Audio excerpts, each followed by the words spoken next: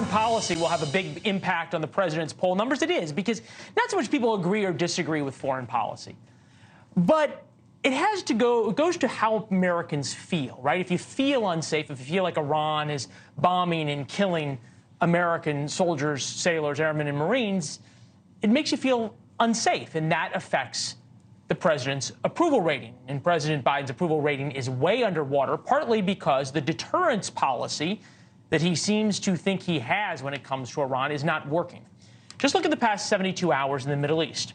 Iranian-backed groups have launched 3 attacks since the U.S. struck on Friday night. And since the administration trotted out its foreign policy team, as we predicted they would do, on Sunday for a victory lap. The president's not going to sit back and idly just take that. We're going to respond, and we're going to respond as aggressively as we need to. We intend to take additional strikes and additional action to continue to send a clear message that the United States will respond when our forces are attacked or our people are killed. A few things appear clear now. The Iranians did not tell their militia friends to stop, and the threat of additional American attacks has not frightened the terrorist. Michael O'Hanlon is here. Michael O'Hanlon is here, Senior Fellow and Director of Research in Foreign Policy at the Brookings Institution. It's good to see you, sir. Thank you. Is it fair to say that the strikes over the weekend by the United States were not enough to deter Iran and its friends? Probably right. We're going to have to keep watching, but I take your point. I think you did a good graphic to show that things have continued, unfortunately, in a bad direction since the strikes. We have to always bear in mind that in the Middle East, there are rarely good options, and things can usually get worse. And we spent a lot of time 20 years ago trying to decide how to solve a problem, and we didn't solve it. We made it a lot worse for ourselves and for others. So I'm inclined to think we may need to start doing things like attacking Iranian oil and gas infrastructure. But I also sort of want to be patient and see what happens over coming days and weeks, try to sort of map out the pace of attacks by Iranian proxies in the future versus what we've seen in the last 4 months, and then reassess. Because I don't think there's any foolproof option here. And I'm nervous about crossing a threshold, but we have to be willing to cross a threshold if this doesn't suffice. You know, I think you make a great point about how complicated the Middle East is. I was there for 4 years, and I remember covering the Egyptian Revolution and the Libyan Revolution. I remember being in those moments thinking, oh, my God, this is going to be great, and this is democracy coming, and all the things that we all hoped, and then it all fell apart, especially when you think about Libya and what's happened in Syria, what's happened in Yemen after the Arab Spring there.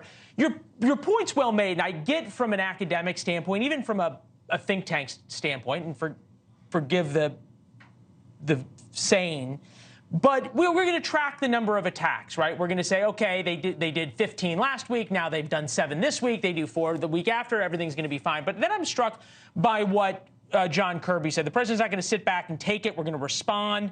Jake Sullivan, we're going to send a clear message. The United States will respond when our forces are attacked and our people are killed. The fact of the matter was 3 people were killed. These are three soldiers who signed up to wear the flag in the United States and to risk their lives. And the flip side of that, right, is that we're going to protect you. And I couldn't help but think, as I was watching those interviews, well, fellas, what if we had done these attacks before they were killed? What if we had done these attacks before on the 150th time the Iranians, or the 151st time the Iranians military strike? Might they be alive today? And if it's really fair to our troops to say, hey, sit there, and we'll just see if the number of attacks every week goes down. Oh, you make fair points. You know, I mean, obviously, the Iranians were trying to kill us before they succeeded, or their proxies were, which means the Iranians were. And therefore, the notion that because someone's trying to kill you and failing, that therefore you allow them a certain amount of forgiveness, it doesn't really compute. So I'm with you. I think that now that there are dead Americans, especially, we've crossed a new threshold, and our patience should be limited, and our target set should perhaps expand to places where it hasn't before. So I like the intensity of the American response, but what troubles me, or I should say at least what I'm keeping my eye on, is whether the target set, being in Iraq and Syria, like it's been for a long time, is going to prove adequate. And I think we may need to start doing things like hitting at the Iranian oil and gas economy, not by sinking ships necessarily in the first instance, because I don't want to destroy the Persian Gulf, but maybe by hitting some infrastructure in Iranian territory. So that, to me, is the next logical step. Or hit one of their spy ships in the Red Sea is something that was suggested here on Friday night. Michael, it's good to see you as always. Thank you. We'll look forward to having you on set sometime, all right?